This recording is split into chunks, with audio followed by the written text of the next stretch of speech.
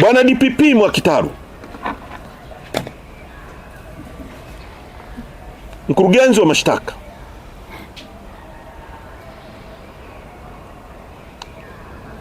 chini ya Mwakitaru watu wengi sana wanaonewa. Ofisi ya DPP ambayo ipo kwa mujibu wa katiba, iliyopaswa kuendesha mambo yake kwa uhuru, inatumiwa na wanasiasa kuumiza watu ambao wanashindana nao. Tumekwenda mahabusu hapa, magereza. Kuna bwana mmoja mke wake amefariki wiki moja iliyopita, amebaki na vitoto vyake viwili, amekamatwa, hana ndugu. Tunamuuliza, analia, anasema hajui watoto wake hata wako na nani kwa muda huu tunavyozungumza. Kwa hiyo inabidi tukachukue wale watoto tuwagawane kwenye familia za watu wa Chadema. Fikiria hiyo pain. Na Mwakitaru anajua kutoka moyoni kwamba watu sio magaidi, ni viongozi na wanachama wa Chadema tu wanaotaka kushindana kwa haki kwenye nchi hii. Kwa hiyo tunafikiri ofisi ya Mwakitaru na ofisi ya DPP ni ofisi inayopaswa kufumuliwa na kuundwa upya, na ndio maana tunataka katiba. Na namkumbushe Mwakitaru, yeye ni wakili, ni mwanasheria, asome kesi ya Nuremberg trial. Henchmen, watu waliokuwa natumiwa na serikali ya Adolf Hitler, waliokuwa natumiwa na Hitler, wakina Hermann Göring, kuumiza watu, waziri wa mambo ya nchi za nje.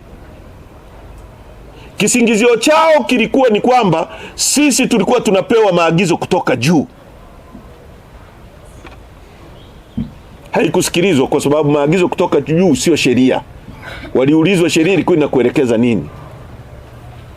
Inakuwaje kwenye nchi hii?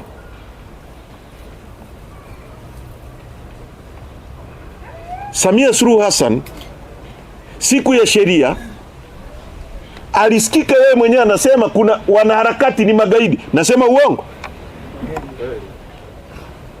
Siku ya sheria ndio Samia Suluhu Hassan alisema wanaharakati ni magaidi. Baada ya hapo watu 51 ndani ya wiki mbili wamepewa kesi za ugaidi. Kwa ni maagizo ya Samia Suluhu Hassan kuwabambikizia watu kesi za ugaidi.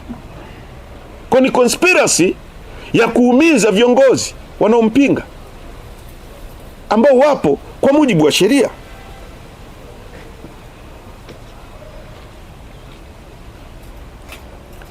Mwalimu wa chuo kikuu, wanafunzi, ukisoma azimio la Kampala la mwaka 1990 ambalo Tanzania ni signatory, alisaini kwenye hilo azimio, tunazungumzia intellectual freedom, uhuru wa kitaaluma. Tulikubaliana kwamba wanataaluma wote wana uhuru wa kufanya utafiti, wana uhuru wa kuchapisha machapisho yao yanayohusu utafiti waliofanya, wana uhuru wa kuunda vyama vya kitaaluma, trade unions za kutetea maslahi yao na kudai uhuru zaidi wa kufanya kazi zao. Mimi nimesoma chuo kikuu, na wale ambao tumesoma chuo kikuu tunaelewa kwamba chuo kikuu ni tanuru la kuoka fikra, ni tanuru la kusugua mawazo. Chuo kikuu sio sehemu ya kujaza watu hofu. Hata zama za chama kimoja, zama za Mwalimu Nyerere, ambapo kwenye maandiko yote ilikuwa ni zidumu fikra za Mwalimu Nyerere, zidumu fikra za mwenyekiti wa CCM, lakini chuo kikuu walikuwa napinga sera mbalimbali za Mwalimu. Na kule chuoni Mwalimu alikuwa anaenda kusikiliza. Chuo kikuu cha Dar es Salaam, ambapo UDASA imekuwa ni sehemu ya kutesti tunahitaji hypothesis, tafiti mbalimbali kwamba Kwa nini sheria zetu haziwe applied vizuri? Pale ndio watu wanafanya ushindani, watu wanachapisha, wanaandika maandiko. Dunia nzima ndivyo ilivyo. Hata Adolf Hitler, dikteta, hakuwahi kuingilia vyuo vikuu. Kwa sababu kwenye vyuo vikuu ndio mtu atajiuliza, kwa nini hii gari ilitengenezwa inaenda mbele tu? Kwa nini isitengenezwe inaenda upande upande? Kwa nini hii gari inakunywa mafuta hivi? Kwa nini tusitengeneze valve ambazo zitapunguza mafuta? Ni kwenye chuo kikuu. Samia Suluhu Hassan na serikali yake wanataka kucontrol mpaka mawazo ya watu wa vyuo vikuu. Namna ya kufikiri kwamba nchi hii mtu anayefikiri vizuri ni Samia Suluhu Hassan na watu waliojiweka madarakani kwa kuua watu. Watu wengine wakiwa na fikra tofauti ni magaidi. Mwalimu wa chuo kikuu anapokamatwa, maana yake Samia na send signal kwamba nchi hii inatakiwa vyuo vikuu vyote viwe mbumbumbu. Tusubiri yeye atakachofikiri, ndio hicho kiko sahihi.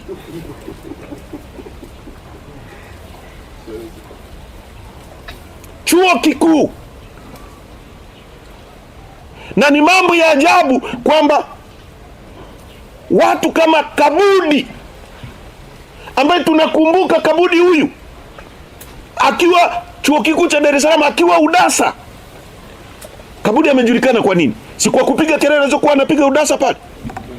Kitila Mkumbo, si ndio alikuwa anaendesha mijadala mikubwa kuhusu katiba? Huyu Kabudi yuko on record. Wakina Said Chachage, wakina Profesa Holb Othman. Leo mwalimu wa chuo kikuu anapokamatwa kwa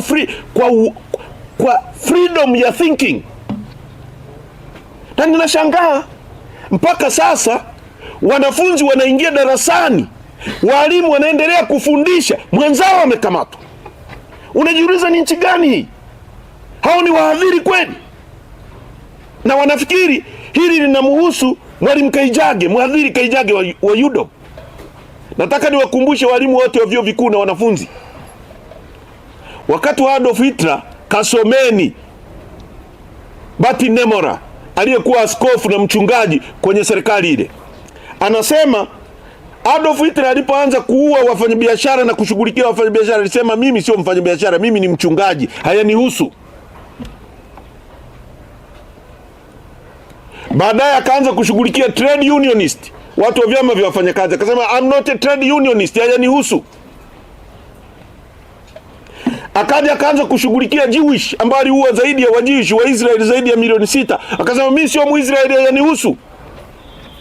Akashughulika na walimu, akasema mimi sio mwalimu, hayanihusu. Baadaye akaja kushughulika na viongozi wa dini.